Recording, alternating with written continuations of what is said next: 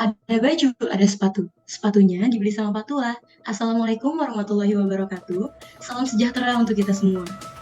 Dan selamat datang di podcast Kelompok 2.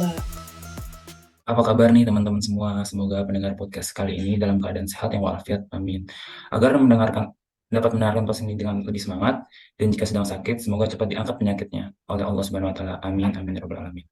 Baik, pada podcast kali ini ada saya, Farah Dinisa, kemudian ada beberapa rekan saya, yaitu ada Faras, kemudian ada Afifah, kemudian ada Alfia, dan yang terakhir ada Fadli. Nah, di episode kali ini kita akan berbincang mengenai suatu pembahasan yang cukup akrab nih, atau lagi hangat dibicarakan di masyarakat. Nah, apa sih yang menjadi topik hangat yang mau kita bahas mengenai sosial media kah atau video yang lagi viral? Jadi ini berkaitan dengan negara kita yang penduduknya itu mayoritas umat Muslim. Apa ya yang mau kita bahas mengenai satu itu? Halal. Nah, benar banget. Kali ini kita bakal ngebahas tentang topik halal, di mana negara kita yang mayoritasnya itu penduduk Muslim, tentunya mengutamakan aspek halal dalam mengonsumsi produk-produk seperti makanan, minuman, dan yang lainnya. Oh iya, aku sempat baca-baca berita kalau akhir-akhir ini tuh banyak banget produk yang diedarkan, tapi belum tersertifikasi halal nih oleh BPOM. Tapi malangnya tuh udah laku keras banget. Wah, baik banget nggak sih? Tapi kalau ngomong-ngomong kayak gini, lebih baik nggak sih kita ngomongnya sama pakarnya lebih lanjut nggak sih? Iya betul banget Fadli. Dan kita sudah menghadirkan narasumber yang Masya Allah pakarnya dalam hal ini, yaitu Ustadz Eko Suwono. Assalamualaikum Ustadz. Waalaikumsalam warahmatullahi wabarakatuh. Masya Allah. Terima kasih Ustadz sudah menyempatkan waktunya. Suatu kehormatan bisa mengundang Ustadz di sini. Apa kabar Alhamdulillah. Ustadz? Alhamdulillah sehat walafiat. Di mana semua teman-teman sehat? Alhamdulillah Di Ustadz. sini tuh sebenarnya kita mau nyari tahu nih Ustaz mengenai jawaban atas kebingungan kita nih di mana etika dalam berbisnis terkhususnya pada kasus halal nih Ustaz. Kita akan bahas satu persatu nih. Dan kalau teman-teman tahu, Ustadz Eko ini selain Ustadz juga beliau merupakan Dirut LP3H, BPJPH, Darfur Purkon. Benar ya Pak Ustadz? Betul. Jadi LP3H itu merupakan lembaga yang mendampingi proses dari kehalalan suatu produk, teman-teman. Jadi pas banget nih kita di sini berbincang langsung dengan pakarnya. Oke, mungkin 10 menit ke depan kita akan banyak bertanya dengan Ustadz Eko. Jadi disimak ya teman-teman. Oke, mungkin Ustadz dimulai pertanyaan oleh saya. Apa sih yang Ustadz ketahui tentang halal itu Ustadz? Baik, Assalamualaikum warahmatullahi wabarakatuh. Waalaikumsalam warahmatullahi wabarakatuh. Terima kasih teman-teman semua dari Halal Podcast ya. Yang pada kesempatan hari ini saya ucapkan terima kasih sudah diundang, sudah diajak silaturahim, sudah diajak berbicara tentang bagaimana kehalalan-kehalalan yang ada di negara kita. Jadi halal adalah salah satu perintah Allah Subhanahu wa taala. Ya, makan dan minumlah kamu dan pakailah barang-barang yang halal, itu semuanya adalah perintah Allah Subhanahu wa taala. Yang mana agama kita, agama Islam sudah menganjurkan. Ya, halal berarti artinya adalah terlepas. Ya, halala yuhalilu tahlilan. Ya, terlepas dan kita langsung bertauhid kepada Allah Subhanahu wa taala. Jadi halal yang dapat kita pahami adalah sesuatu yang menyebabkan seorang tidak dihukum menggunakannya, baik dihukum secara agama maupun dihukum secara undang-undang. Jadi memang sudah dianjurkan di dalam Al-Quran, sudah dijelaskan. Halal itu ya di dalam surat Al-Baqarah juga dijelaskan, di dalam surat Al-Imran 168 juga dijelaskan, 172 juga dijelaskan. Bagaimana dan juga tentang kehalalan ini sudah dilindungi dengan Undang-Undang Nomor 33 Tahun 2014 dalam pasal 4 bahwa semua produk makanan dan minuman, jasa penyembelihan, kosmetik dan lain sebagainya, apapun itu, ya baik ekspor maupun impor itu wajib mempunyai sertifikat halal atau halal resmi dari Majelis Ulama Indonesia. Mungkin itu. Masya Allah, Bang Ustadz. Nah, kalau boleh tahu nih Ustadz, berapa lama proses dari pengajuan hingga selesai dan apakah dalam pengajuan sertifikasi halal juga dikenakan biaya Ustadz? Baik, kami dari lembaga LP3H, lembaga pendamping daripada pembuatan sertifikat halal, ada dua kategori ya yang dibuat oleh pemerintah, oleh BPJPH, yaitu ada reguler dan ada safety clear. Kalau yang reguler berbayar ya. Untuk pembuatannya berapa lama tergantung tingkat kesulitan bahan, tingkat kesulitan tim auditor di dalam proses reguler tersebut. Ya, tempatnya, bahan-bahannya, pengelolaannya, apakah dapurnya dekat hewan-hewan yang diharamkan, ya, yang kita tahu lah hewan yang diharamkan atau benar-benar tempatnya dekat sumur, kamar mandi yang tidak higienis daripada kesterilannya, itu juga menjadi penilaian daripada tim audit dari BPJPH dan lembaga fatwa. Namun ada yang gratis namanya program Self Declare, yaitu program pernyataan pelaku usaha tersebut. Ya, jadi itu gratis. Berapa lama? Ya, dalam kedua reguler dan Self Declare itu berbeda. Kalau reguler nanti waktunya ditentukan oleh tim auditor dari lembaga fatwa atau dari tim BPJPH. Kalau Self Declare itu paling lama 2 bulan. Paling lama 2 bulan itu sudah keluar daripada sertifikat halalnya. Yang penting dia jelas daripada kehalalannya, bahan-bahan yang digunakan. Oh, berarti emang membutuhkan waktunya cukup singkat ya Ustadz. Singkat Oke, lanjut betul. Alfi. Selanjutnya aku mau nanya nih, Ustaz. Nih, bagaimana sih hukumnya jika suatu makanan itu memiliki label halal, namun banyak masyarakat nih yang meragukan mengenai kehalalan makanan tersebut. Nah, itu gimana, Ustaz? Jadi yang namanya label halal itu adalah sudah ada tim auditor tersendiri, baik program reguler maupun program Self Declare.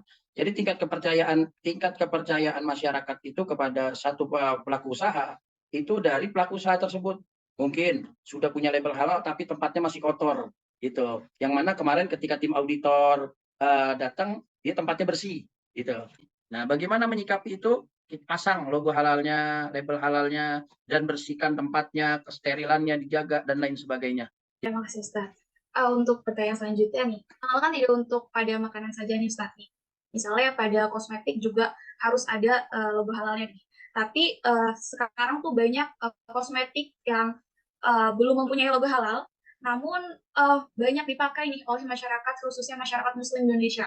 Nah, itu bagaimana, Ustaz? Apakah kita masih boleh menggunakannya, atau lebih baik kita hindari saja? Baik, jadi kosmetik-kosmetik yang sudah memiliki logo halal, itu yang kita gunakan berarti kan kehalalannya sudah dijamin, baik dalam agama maupun di dalam undang-undang. Gitu. Nah, berarti produk tersebut sudah melalui daripada uji-uji yang sudah ditetapkan oleh pemerintah. Dan insya Allah kehalalan tersebut insya Allah bisa menjadi pegangan buat diri kita untuk menjaga kesehatan kita. Terus bagaimana kita menyikapi daripada barang-barang kosmetik, banyak juga di pasaran yang tidak diperbolehkan atau bahan-bahannya tidak diizinkan sama BP POM, baik juga sama lembaga fatwa, baik dari BPJPH, bagaimana sebaiknya kita hindarkan dan kita tidak pakai. Karena takutnya bisa merusak daripada anggota tubuh kita yang kita pakai daripada kosmetik-kosmetik tersebut. Berarti lebih baik dihindari saja, Ustaz. Pertanyaan selanjutnya ya Pak Ustadz, apa saja tantangan utama yang dihadapi oleh Ustadz sendiri sebagai Direktur Utama LP3H BPJPH? Tantangan-tantangan kita nih, banyak masyarakat kita ibarat kata untuk pembuatan sertifikat halal ini masih ngeyel. Ketika kita sosialisasi itu mereka masih ngeyel. Mereka masih nyeleneh, barang saya ini halal, ngapain harus dibuat sertifikat halal? Terus ngapain harus didaftar-daftarin? Memang nggak halal. Berarti pemerintah curiga dong dengan kita. Gitu. Akan tetapi ini kan sebenarnya untuk mempermudah jualan mereka.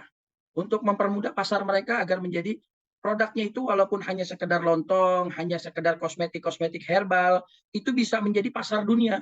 Gitu. Itulah program-program pemerintah, makanya pemerintah melalui badannya BPJPH, Kementerian Agama, membuat program-program untuk memperkenalkan agar produk kosmetik, produk makanan dan minuman dan lain sebagainya mempunyai izin halal, jasa penyembelihan dan lain sebagainya mempunyai izin halal.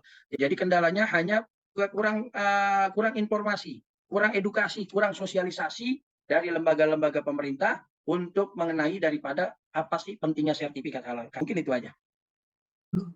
Terus dari masalah-masalah tersebut, apa aja langkah-langkah yang sebaiknya diambil pemerintah untuk memperbarui atau meningkatkan regulasi sistem halal di masa depan? Jadi pemerintah itu untuk di masa depannya itu harus benar-benar lebih lebih ekstra dalam mempromosikan dari baik media sosial. Jadi untuk kedepannya pesan saya kepada pemerintah, kepada BPJPH, Kementerian Agama, kepada seluruh para pemerintah yang mengurusi daripada jasa sertifikat halal ini untuk bisa mengedukasi lagi masyarakat, untuk bisa bersosialisasi lagi kepada masyarakat, agar masyarakat ini bisa mengenal pentingnya sertifikat halal seperti ini. Itu aja. Baik Ustadz, aku mau nanya nih Ustadz, bagaimana upaya kolaborasi antara pemerintah, industri, dan lembaga-lembaga terkait dalam memastikan kepatuhan terhadap regulasi halal ini Ustadz? Jadi untuk memastikan regulasi halal itu daripada pemerintah dengan instansi-instansi yang terkait di dalam regulasi tersebut, ya semuanya sudah mempunyai tenaga-tenaga ahli dalam bidangnya, yang mumpuni dan yang mengetahui daripada kehalalannya bukan hanya dari lab laboratoriumnya, tapi dari secara Al-Quran, secara perintah-perintah agama, secara juga undang-undang yang sudah diterapkan oleh pemerintah. Jadi semuanya itu sudah berkolaborasi dengan baik. Untuk apa? Untuk menyusun itu semua. Mungkin itu. Untuk pertanyaan terakhir nih, Ustadz. Apakah dari nama produk mempengaruhi proses pengeluaran sertifikat halal? Sebagai contoh nih, Ustadz ya. Semisal ada salah satu UMKM kita nih yang menjual makanan vegan yang berbasis dari plant-based, dari tumbuhan, nih, Ustadz. Memberikan nama makanan yang identik dengan makanan yang haram, bagaimana pendapat Ustadz sendiri?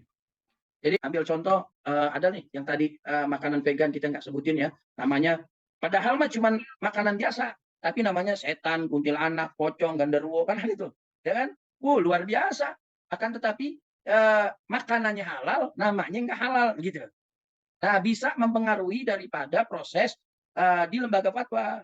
Nah, dari situ bisa di tim auditor, tim audit semuanya Pak bisa mempertimbangkan apakah ini halal ataukah haram. Ketika kita keluarkan halal, nanti protes dari masyarakat dan tidak sesuai dengan hukum syariat. Kan seperti itu. Akan tetapi kita bilang tidak halal, kalau kata lembaga fatwa, kalau kita bilang tidak halal, kita ambil sampelingnya, ternyata itu makanan herbal, makanan vegetarian. Dan jelas kehalalannya. Ini kan menjadi 50-50 nih, antara diterima atau tidak. Akhirnya diedukasi kembali kepada tim BPJPH, lembaga fatwa, tim auditor, diedukasi kembali, disosialisasi kembali, dikonfirmasi. Bisa nggak namanya diganti? Itu kan bisa mempengaruhi. Nah, maka dari itu, bisa nggak sih, bagaimana pendapatnya, bagaimana sih menyikapinya? Ya berganti dengan nama yang sesuai dengan produknya. Ya, jadi nama mempengaruhi daripada kehalalannya. Gitu. Bukan hanya bahan-bahan saja. Ada yang bahan-bahan tidak halal, tapi namanya halal. Ya kan? Contoh mie ayam barokah, ternyata pakai minyak ono gitu kan gitu. Ya kita nggak tahu kan, namanya mie ayam barokah Gang Sabana gitu. Namanya kan bagus, tapi bahan-bahannya nggak halal. Nah sama dengan begitu, nama dan bahan-bahan harus sejalan, harus halal agar sesuai dengan syariat, sesuai dengan yang ditetapkan di dalam undang-undang dan ditetapkan di dalam lembaga fatwa Majelis Ulama Indonesia serta ketetapan dari tim audit Badan Penyelenggara Jaminan Produk Halal. Terima kasih. Wah, wah, wah, seru banget gak sih pembahasan kita kali ini? Kayaknya isinya tuh daging banget gitu dari Ustadz Eko. Bener banget nih, Faras. Banyak banget ilmu yang kita dapetin dari podcast kali ini. Dan kami sangat berterima kasih banyak nih kepada Ustadz Eko yang telah memberikan pemaparan menarik tentang halal yang kita bahas kali ini.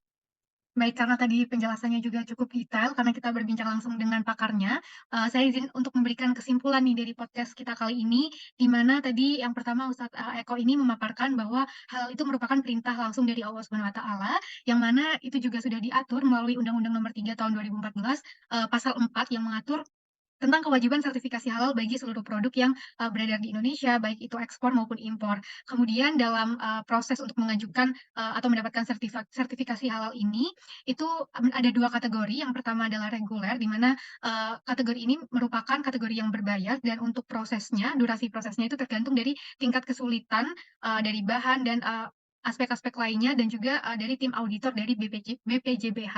Kemudian yang kedua, pemerintah juga sudah mengeluarkan kategori yang lebih mudah, dan ini ditujukan untuk menargetkan UKM-UKM sehingga mendapatkan sertifikasi halal dengan lebih mudah, yaitu melalui kategori self-declare. Kemudian selaku dari Dirut LP3H ini, Ustadz Eko juga menyampaikan nih tantangan apa saja yang dialami selama menjadi Dirut LP3H itu.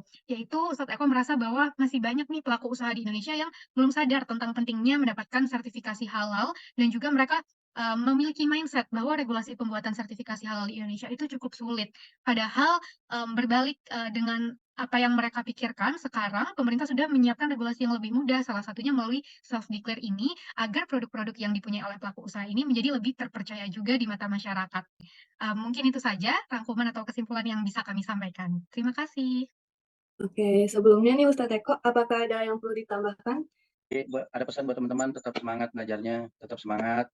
Ya, jadi semuanya kita pilih produk-produk halal yang dinyatakan halal karena semua yang kita gunakan, semua yang kita jalani kehidupan ini akan diminta pertanggungjawabannya oleh Allah Subhanahu Wa Taala. Mungkin itu aja. Terima kasih teman-teman semua yang sudah mengundang saya bersilaturahim dengan saya. Mungkin itu aja. Oke, terima kasih Pak Ustadz karena telah menyempatkan waktunya untuk menghadiri podcast kita kali ini. Dan selesainya perbincangan menarik dengan Ustadz Eko, maka selesai pula podcast kita kali ini. Semoga pendengar setiap podcast kami dapat mengimplementasikan ilmunya kelak. Dan teman-teman, dari perbincangan tadi tuh, kita harus lebih aware lagi nggak sih dengan produk-produk yang kita konsumsi? Betul banget. Jadi teman-teman, setelah menonton podcast ini, langsung dicek ya produk-produk yang teman-teman gunakan itu sudah bersertifikasi halal atau belum. Kalau belum, wah perlu dihindari nih teman-teman. Oke deh, sampai jumpa di podcast selanjutnya. Wassalamualaikum warahmatullahi wabarakatuh.